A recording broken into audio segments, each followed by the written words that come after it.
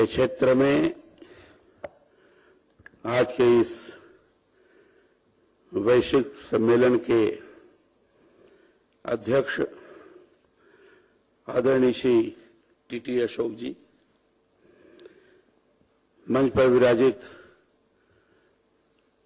MSME के सचिव आदरणीय श्री माधवलाल जी, आदरणीय श्री दीप कपुरिया जी, आदरणीय श्री सुजीत हरदास जी और यहां उपस्थित सभी इस सम्मेलन में भाग लेने वाले सभी सम्मानित योग्य विशेषज्ञ उद्यमी बंधुगण,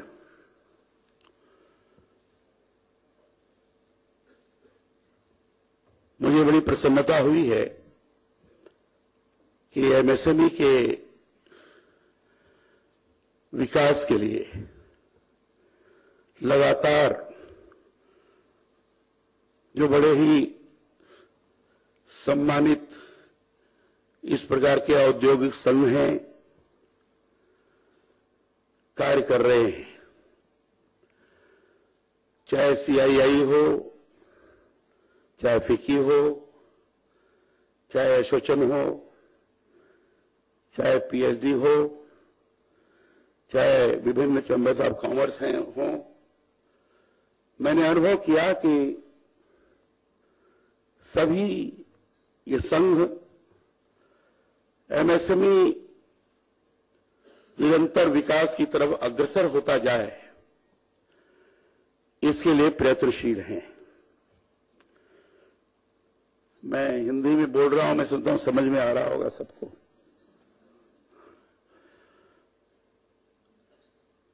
यह एक शुभ लक्षण है देश के लिए, क्योंकि एमएसएमई आर्थिक दृष्टि से अगर मैं कहूं कि रीढ़ की हड्डी है तो अतिशयोक्ति नहीं होगी।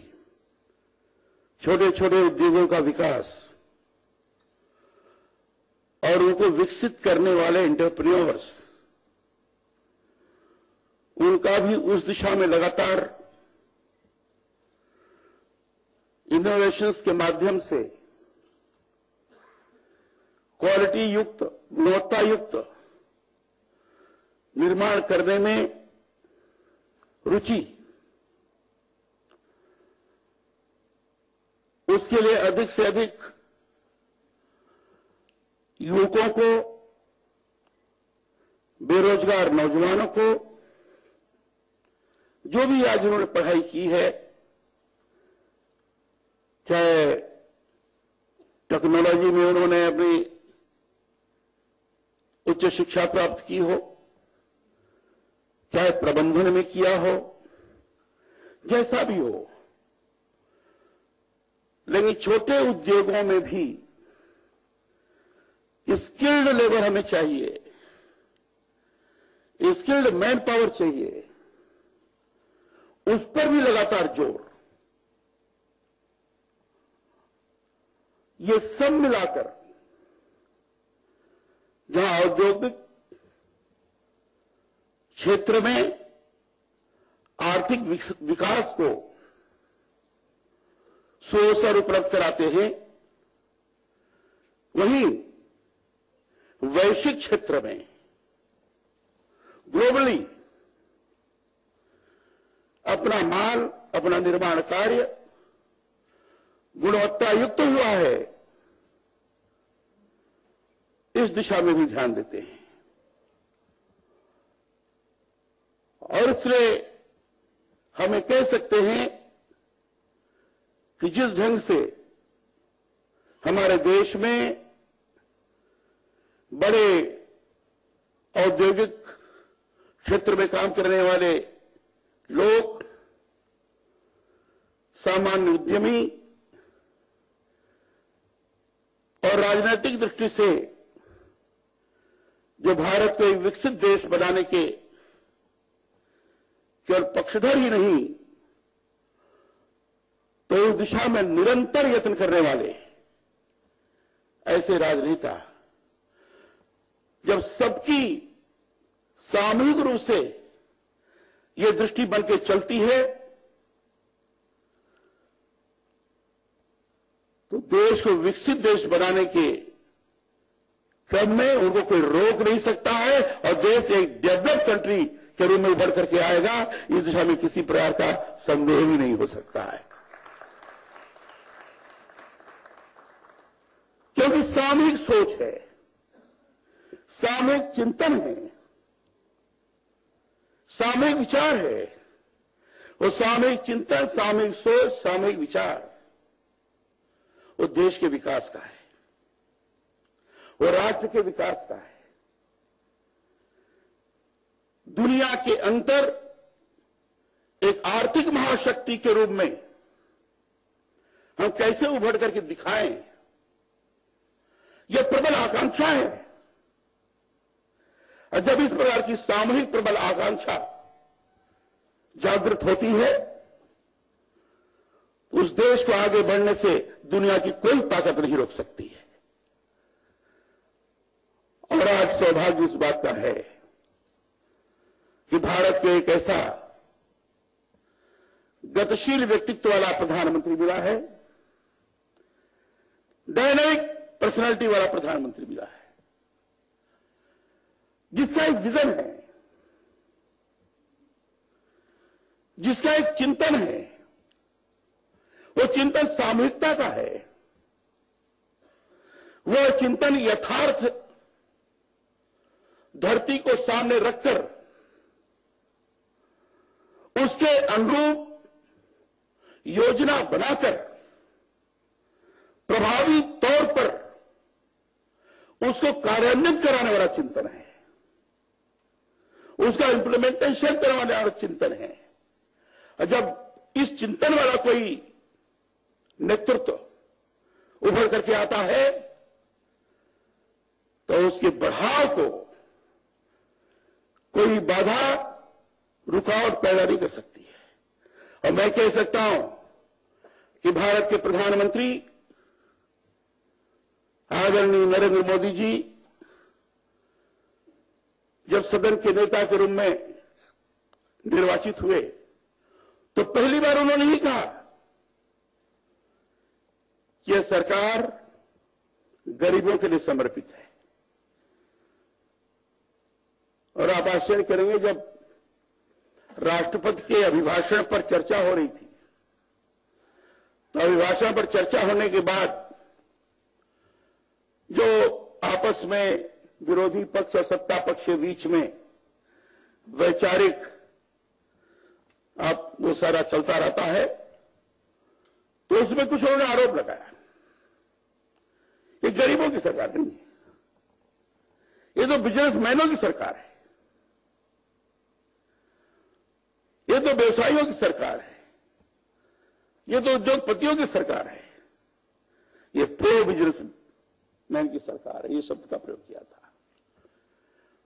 उसमें उन्होंने उत्तर दिया था, ये प्रो बिजनेस सरकार भी है, प्रो पुअर सरकार भी है। बगैर प्रो बिजनेस हुए हम प्रो पुअर यानी वो पुअर को आगे नहीं बढ़ा सकते। ये इस बात को प्रकट करता है कि नेतृत्व का समग्र चिंतन है, समग्र चिंतन का इंटीग्रेटेड वे से विचार करके चलने वाला चिंतन है, सबको साथ में लेकर के चलने वाला चिंतन है। और उसी चिंतन के आधार पर उन्होंने कहा था कि हिंदुस्तान में आने वाले समय में हर हाथ को काम, हर खेत को पानी देंगे, क्योंकि गांव में रहने वाला भी जवान भले ही उसका आयु कम होगा, लेकिन उसके अंदर हुनर की कमी नहीं है, अवसर नहीं मिलता है उस हुनर के विकास के लिए, पढ़ाई करने के लिए उसको सुविधाएं नहीं प्राप्त हो पाती, और हम वहां तक पहुंचेंगे। देश बहुत बड़ा देश है, देश की आबादी भी बहुत बड़ी है, आर्थिक असंतुलन है,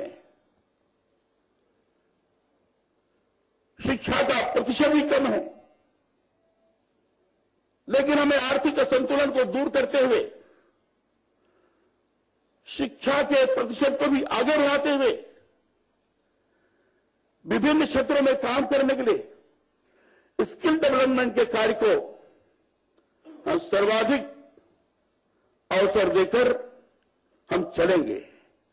और जब ये विचार सामने आता है तो हमारे सामने एमएसएमई आती है। जब ये विचार सामने आता है कि आम आदमी को हमें कैसे अनुभव कराएं कि तुम्हें नौकरी मिल गई है, नौकरी की कभी नहीं होगी। हम आम मध्यम वर्गीय को हम कैसे अनुभव कराएं कि तुम भी छोटे छोटे उद्योग लगा सकते हो, तुम भी छोटे छोटे उद्यमी के रूप में काम कर सकते हो। हम उसको कैसे अनुभव कराएं कि छोटे उद्यम के माध्यम से भी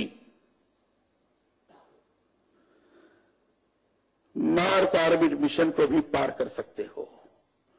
मार्स ऑर्बिट मिशन ये हमारे टूल रूम से प्रशिक्षित किए हुए इंजीनियर्स गए थे वहां, शायद आपको जानकारी होगी। जो एमएसएमई का टूल रूम से स्किल डेवलपमेंट का जो इंस्टीट्यूशन है, वहां से ट्रेनिंग प्राप्त करके गए थे इंजीनियर्स। माइक्रो वाले गए थे जिनके बारे में कोई कल्पना भी नहीं कर सकता।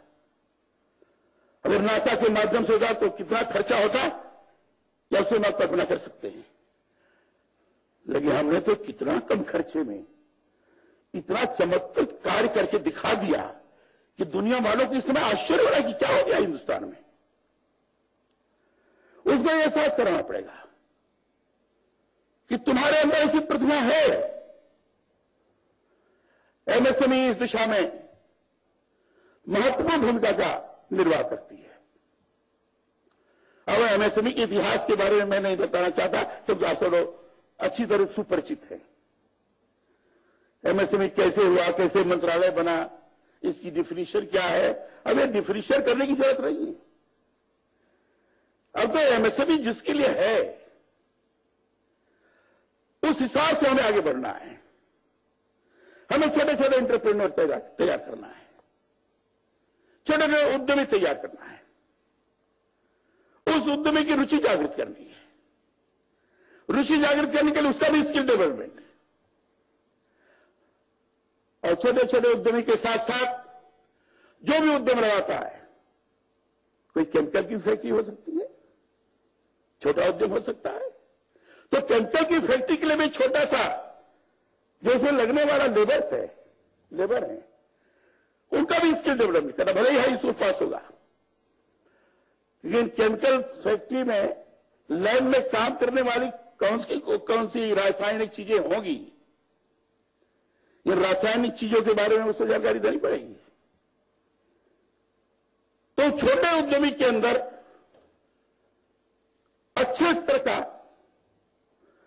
टेक्नोलॉजिकल कार्य करवा सकते हैं और उसे छोटे उद्यमी को विकसित करना नंबर 1, और छोटे उद्यमी के निर्माण कार्य के गुणवत्ता को स्थापित करने के लिए उसमें जो काम करने वाला जवान है या श्रमिक है उसका स्किल डेवलपमेंट कैसे करना और उसका निर्माण कार्य गुणवत्तायुक्त हो सके, उसके लिए क्या क्या संसाधन उपलब्ध करवाना, ये 3 चीजें प्रमुख होगी।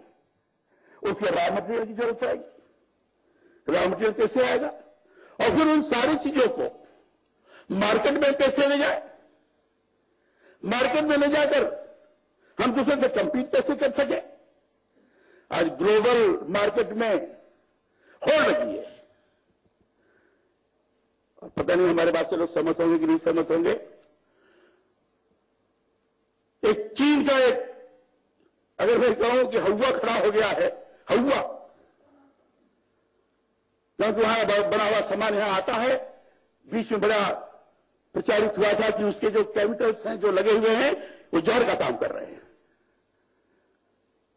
और इसलिए लेकिन लोग लेते थे, सस्ता है। हम उसको किनारे करना चाहते हैं। वाई चीन, वाई नॉट इंडिया?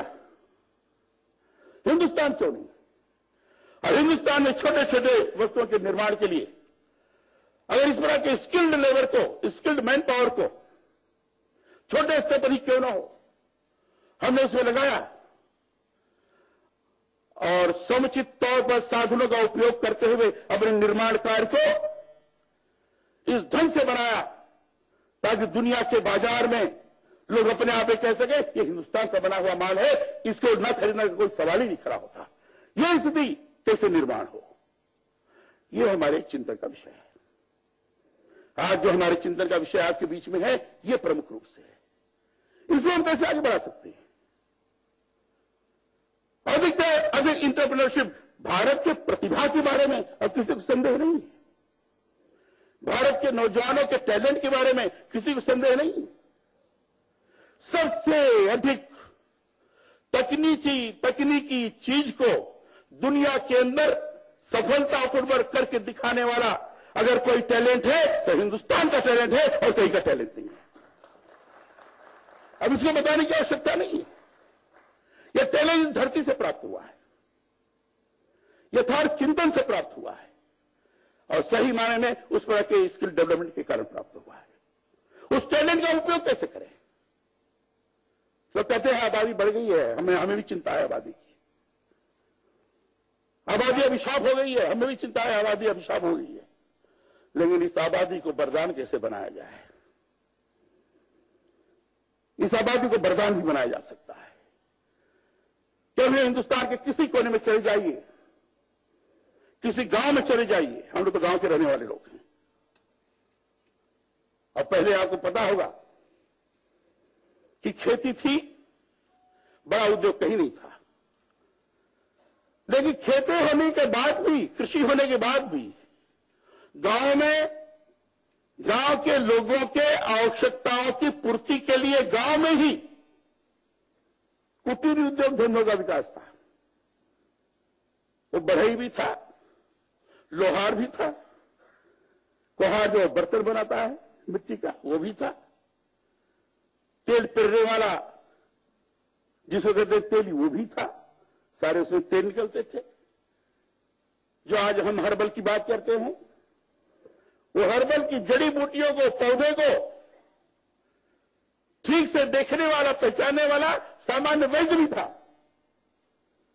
जो उसको लेकर हर दृष्टि से गांव के लोगों के स्वास्थ्य की चिंता करता था। चटाइयां बनती थी, लकड़ी के पुटरे बनते थे, चारपाई बनती थी, घर भी बनता था, और पक्का मकान बनाने के लिए ईंटे के भट्ठे बनते थे। ये गांव में बनते थे। और इसलिए हिंदुस्तान उस समय सोने की चिड़िया कही जाती थी।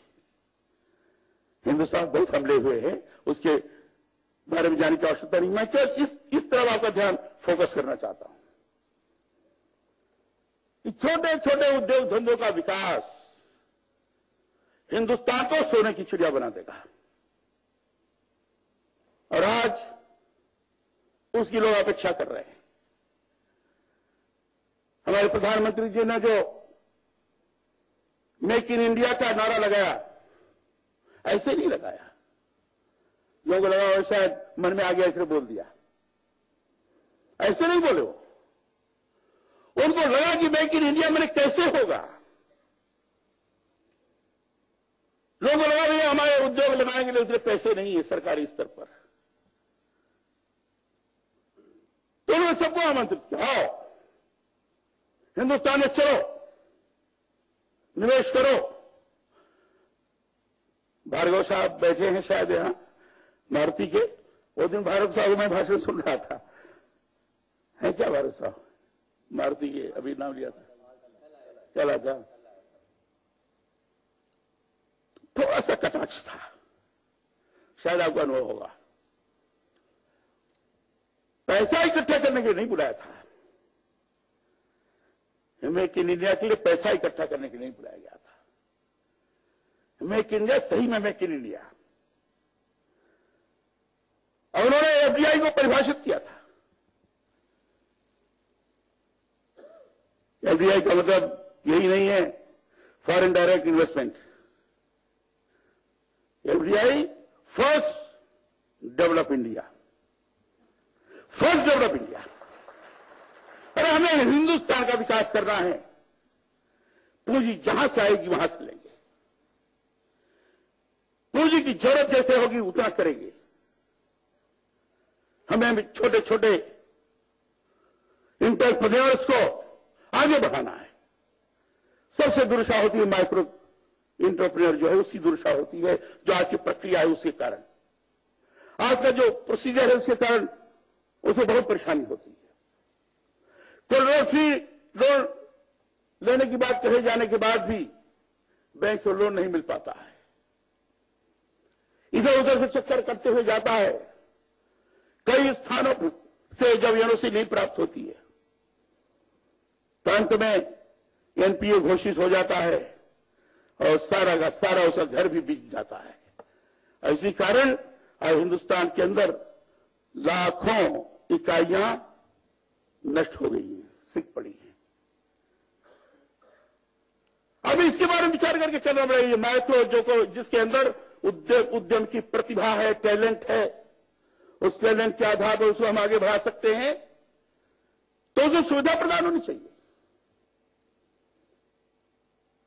उसको बैंक लोन मिलने में कठिनाई नहीं करनी चाहिए। ठीक है, हमने परिभाषित किया है 25 लाख से 1 करोड़ माइक्रो है, उसके बाद 5 करोड़ का स्मॉल है, 10 करोड़ का मीडियम है। अब टर्नओवर कोई एक विशेष ज्यादा हो गया तो कह दे नहीं अब तो एमएसएमई नहीं रह गए, तो ये तो गलत है। इसको मैं ठीक नहीं मानता हूं। मैंने आपने कहा माधव से कि इसे बदलिए, अब बना रहे हैं इसके। अरे वो अपने प्रतिभा से निर्माण कार्य कर रहा है, 1000 करोड़ का टर्न होगा था, हमारा एमएसएमई है वो नहीं 1000 करोड़ का टर्न ओवर उसका होगा, वो एमएसएमई है, एमएसएमई के हिसाब से काम करता जाएगा। बाकी के देशों में है ये। तो ऐसे एंटरप्रेन्योर्स के टैलेंट को विकसित करने के लिए हमारा जोर है। और अभी तक ज्यादातर लोग शहर और छोटे छोटे कस्बे के हुआ करते थे। हमने आग्रह किया है रूरल एंटरप्रेन्योर, ग्रामीण क्षेत्रों में छोटे छोटे उद्यमियों को विकसित करिए। आप महिलाओं को अधिक से अधिक संख्या में विकसित करिए। एससी एसटी उनके अंदर भी टैलेंट है, उनको भी आगे ले आइए। सामाजिक दृष्टि से पिछड़ा मानकर, सामाजिक दृष्टि से अनुसूचित मानकर डिस्क्रिमिनेशन ठीक नहीं है, उनको भी उसी प्रकार की सुविधा प्राप्त होनी चाहिए। और इसलिए rural entrepreneur, SC ST entrepreneur, महिला एंटरप्रेन्योर, इनका विकास, इनका डेवलपमेंट और इनके उद्यम के माध्यम से ढंग से उनको संसाधन की उपलब्धि हो, रॉ मटेरियल मिले और जो इनका निर्माण कार्य हो उसको मार्केट ढंग से उपलब्ध कराई जाए। ये ठीक है, हमने कानून बनाया, यहां पीएसयूज के लोग होंगे, मैं समझता होंगे पीएसयूज के लोग, हेवी इंडस्ट्री, जैसा हमें बताया गया इसलिए मैंने कहा। अब हमने कानून बनाया कि इनका निर्माण कार्य होगा तो कम से कम 20% वो प्रोक्योर करेंगे, खरीदेंगे। लेकिन दुख के साथ कहना पड़ता है कानून केवल कानून ही रह गया। 277 पीएसयूज हैं जिसमें से 85 निष्क्रिय हैं और आप ताज्जुब करेंगे केवल 32 पीएसयूज ने 20% का प्रोक्योरमेंट किया है, ओनली 32। अब ये स्थिति बनेगी तो दिक्कत जा सकती है। लेकिन ये तय हुआ है, ये बात आई है कि 1 अप्रैल 2015 से मैंडेटरी होगा कि 20% उस लघु उद्यमी के द्वारा तैयार किया गया हुआ माल खरीदना ही पड़ेगा, और उसमें ये भी SC ST के जो होंगे उसी में 4% का उनका खरीदना होगा। और हम उसमें जोड़ने के लिए और भी आग्रह हमने किया है कि महिलाओं के द्वारा भी निर्माण किया हुआ जो माल होगा उसको भी उसी ढंग से खरीदना पड़ेगा। उससे कारण उनको प्रोत्साहन मिलेगा। इस दिशा में अगर हमने काम करने की कोशिश की, जिसके बारे में जरूर आपने विचार किया होगा, जो हमारी अपेक्षा है, जो हमारी कल्पना है, उस कल्पना की हम पूर्ति कर सकेंगे। शासकीय स्तर पर अगर हमें कहें कि कलराज मिश्रा मंत्री हैं और ये सेक्रेटरी हैं, ये लोग सब कुछ कर डालेंगे, अगर ये कोई सोचता है तो मैं समझता हूं कि कम से कम मुझे भ्रम नहीं है, हमें नहीं कर सकते। हम तो आपको आग्रह करेंगे, जो इसमें विशेषज्ञ हैं, जो हर दृष्टि से सक्षम हैं, सामर्थ्यवान हैं, वो अपनी पूंजी को भी लगा सकते हैं, लोगों को भी तैयार कर सकते हैं, सर्वाधिक बेरोजगार नौजवानों को समायोजित भी कर सकते हैं। ऐसे लोगों को भी हम आग्रह कर रहे हैं कि आप आइए। और हमने अपने बजट के अंतर्गत ये भी हमने कहा है कि हम 10,000 करोड़ का कैपिटल वेंचर कैपिटल के रूप में रखेंगे। हम PPP के माध्यम से चलेंगे। हमें हमारे साथ जुड़े लोग, निजी क्षेत्र में काम करने वाले करें, और इसमें सर्वाधिक जहां एंटरप्रेन्योर्स को हम डेवलप करने की कोशिश कर रहे हैं, जहां उसके निर्माण कार्य की गुणवत्ता के बारे में हम चिंता कर रहे हैं, वहां उसको सक्षम और सामर्थ्यवान बनाने के लिए हम स्किल लेबर की भी चिंता कर रहे हैं। और स्किल लेबर की चिंता जो हम कर रहे हैं, तो स्किल डेवलपमेंट के भी इंस्टीट्यूशन खुलने चाहिए, स्किल डेवलपमेंट के भी काम होने चाहिए व्यापक स्तर पर। ठीक है, हमने शासकीय स्तर पर जो हायर एजुकेशन के लोग हैं, जो बड़े कंपनीज में जा सकते हैं, काम कर सकते हैं, ऐसे लोगों के लिए स्किल डेवलपमेंट के लिए हमने टूल्स रूम की व्यवस्था की है। BSc, MSc, MBA, BTech, MTech, इस प्रकार के लोग जाकर अपना ट्रेनिंग ले सकते हैं, किया भी जा रहा है। वहां उस टूल्स रूम में अलग से इस तरह की सुविधाएं हैं, जहां इंडस्ट्रीज हैं, जो सुविधा उनको प्राप्त नहीं है, ऐसी कॉमन फैसिलिटीज के लिए भी उस टूल्स रूम में व्यवस्था रहेगी, उसका लाभ उठा सकते हैं।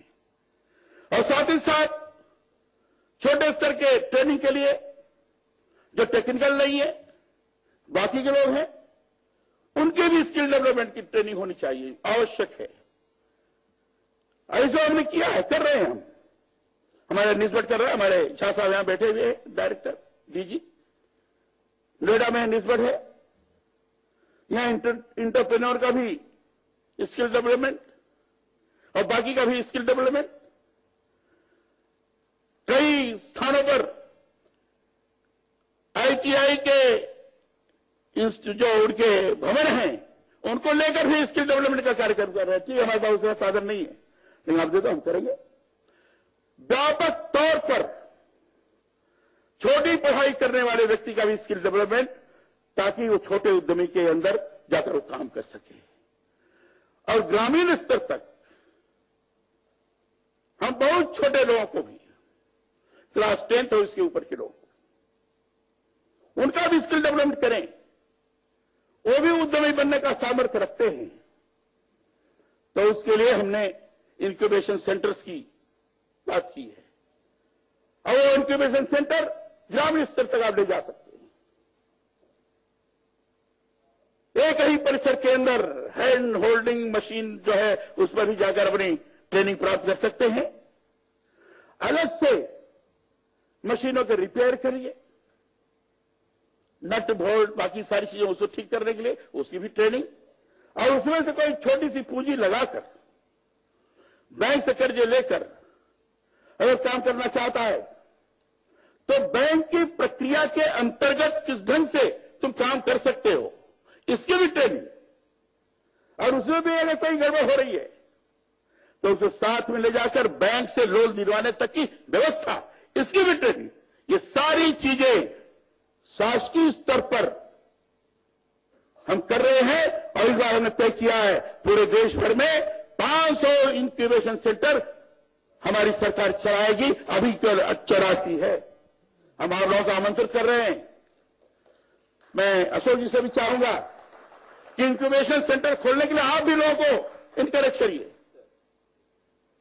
जितना अधिक से अधिक आप करेंगे, गांव का नौजवान आपको आशीर्वाद देगा।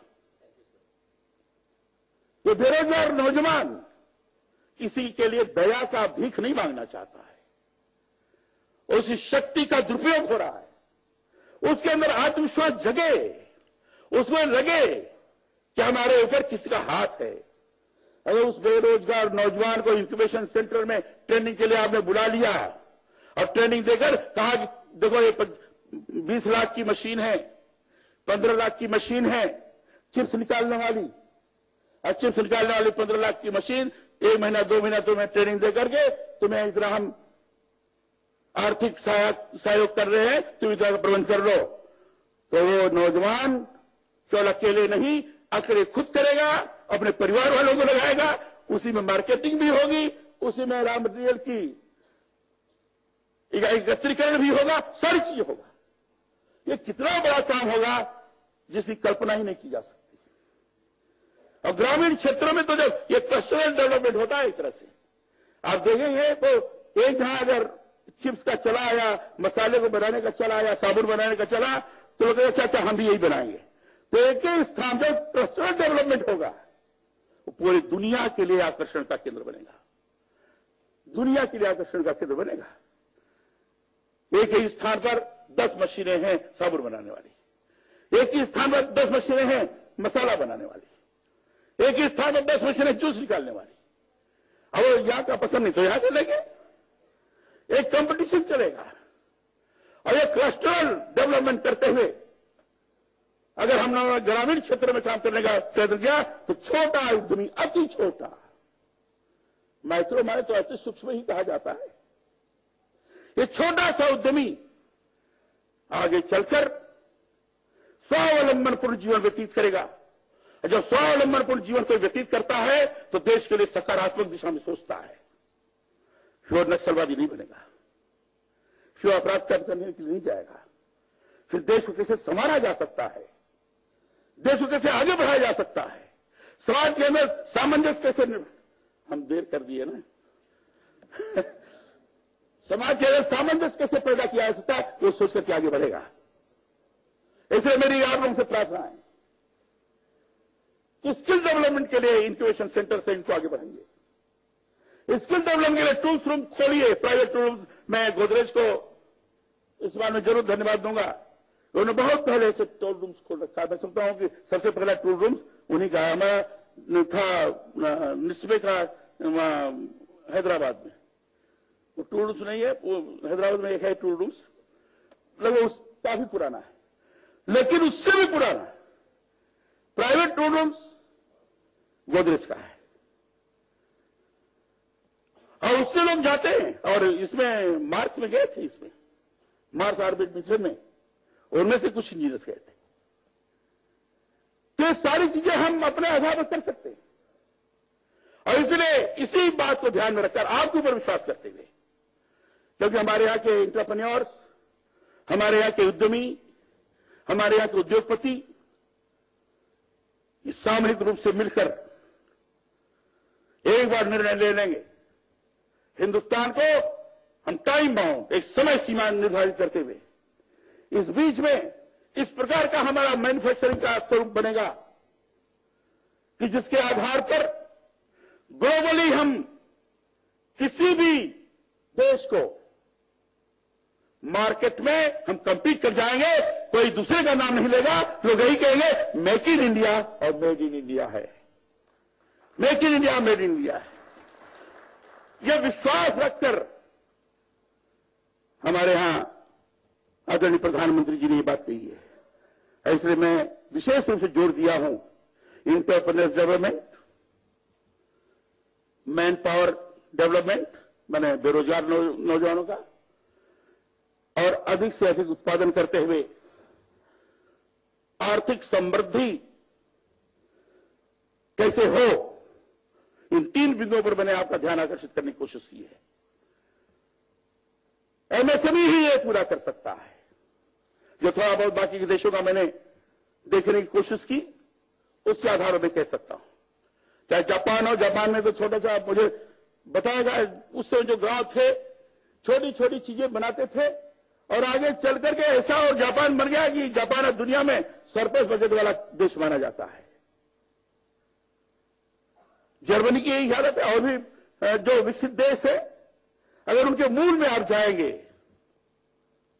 तो दिखाई पड़ेगा एमएसएमई का जबरदस्त महत्व है। एमएसएमई इस दिशा में काम करे और उसी को ध्यान में रखते हुए, इन सारे बिंदुओं को ध्यान में रखते हुए, चाहे खरीद का मामला होगा, चाहे मार्केटिंग का मामला होगा, चाहे रॉ मटेरियल का मामला होगा, हमारा एनएसआईसी है जो रॉ मटेरियल उपलब्ध कराता है, और आज जिस पर आप चर्चा कर रहे थे, चाहे रेटिंग का मामला होगा, क्रेडिट रेटिंग, इसके बारे में भी हम बड़ी गंभीरता से विचार कर रहे हैं। और जो जिनको लोन नहीं मिल पाता है माइक्रो को, और कोलेटरल फ्री होने के पश्चात भी, उनके लिए भी हम चिंता कर रहे हैं। हमने तय किया है कि क्रेडिट गारंटी फंड ट्रस्ट हमने बनाया है, और उसमें हर स्टेट से हम कह रहे हैं कि आप दीजिए, और उसका 10 गुना बढ़ाकर हम गारंटी लेंगे, और कुछ प्रदेशों ने दिया भी है, ताकि माइक्रो को तकलीफ न होने पाए, उसको लोन तत्काल मिल जाए, और हम लेंगे उसकी गारंटी। आपकी चीजें और गुणवत्ता युक्त हो, जो छोटे उद्यमी हैं उनके लिए कई स्कीमें हमने बना रखी है।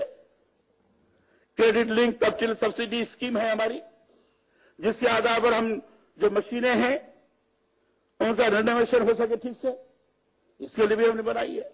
बाजार में हम ढंग से कंपीट करें, गुणवत्ता युक्त हमारा काम हो, इसके लिए भी हमने स्कीम बनाई है नेशनल मैन्युफैक्चरिंग कॉम्पिटिटिव प्रोग्राम के रूप में, जिसमें हमने उसे 8 कंपोनेंट है, उसमें क्वालिटी का भी है, इसको भी हमने जोड़ने की कोशिश की है। और इस आधार पर हम आपके सामने चीज रखे हैं, आप चूंकि योग्य हैं, एक्सपर्ट हैं, इससे भी अच्छी चीज आप सामने रख सकते हैं, इसको आप हमें सुझाव देंगे तो उसको हम जरूर अपनाने का प्रयत्न करेंगे। इन आधार पर गुणवत्तायुक्त माल का निर्माण, उसकी मार्केटिंग ऑनलाइन पर लाने के लिए हम कई वेब पोर्टल भी प्रारंभ कर दिया है, जिससे पारदर्शिता भी स्थापित हो। और इन सारी चीजों को ध्यान में रखते हुए हम एक अपनी पॉलिसी बनाने जा रहे हैं। हम एमएसएमई की पॉलिसी बनाने जा रहे हैं, हमने बना लिया, जल्दी ही वेबसाइट पर आ जाएगा। और आपसे आग्रह है कि उसको देखकर आप अगर कुछ सुझाव दे सकेंगे तो हमारे लिए काफी सुविधाजनक होगा, और इसको हम लोग सारे प्रस्तुत कर सकेंगे। और इस रूप में जो अनेक कठिनाइयां आ रही हैं हमारे उद्यमियों को, उन कठिनाइयों से हम निस्तारण करवा सकने में सक्षम हो सकेंगे। मैं जानता हूं साइज का मामला है, टैक्स का मामला है, और भी कई चीजें हैं जिसका उल्लेख कर सकते हैं हम लोग। इन विभिन्न विभागों से मिलकर इसका भी समाधान कैसे निकल सकता है, इसके बारे में वार्ता की जा सकती है। ये सारी चीजें बड़ी गंभीरता से, क्योंकि मेरा मंत्रालय है, मैं अपने सहयोगी साथियों के साथ, हमारे सेक्रेटरीज हैं, हमारे एडिशनल सेक्रेटरीज हैं, ज्वाइंट सेक्रेटरीज हैं, हमारे डायरेक्टर्स हैं, चेयरमैन हैं, ये सब लोग सामूहिकता के साथ समग्र चिंतन करते हुए कोऑर्डिनेटेड एफर्ट के साथ ये काम करने की दिशा में आगे बढ़ रहे हैं। और मुझे पूरा विश्वास है आने वाले काल में हम आपके सामने एक सैंपल के रूप में पेश आएंगे, और उसको आप स्वयं ग्रहण करते हुए अपनी विशेषज्ञता के आधार पर अधिक से अधिक स्थानों में जो हिंदुस्तान के अंदर आर्थिक असंतुलन है, विषमताएं हैं, उन आर्थिक असंतुलन और विषमता के आधार पर बेरोजगार नौजवानों को यह अनुभव कराएं कि यात्रा चली है बेरोजगार से लेकर स्वरोजगार तक, इस यात्रा को और सफल बनाएं। यही बात कहते हुए आपने मुझे बुलाया अशोक जी, इसके लिए बहुत बहुत धन्यवाद। बहुत बहुत आप सब लोगों को मैं प्रणाम करता हूं। धन्यवाद।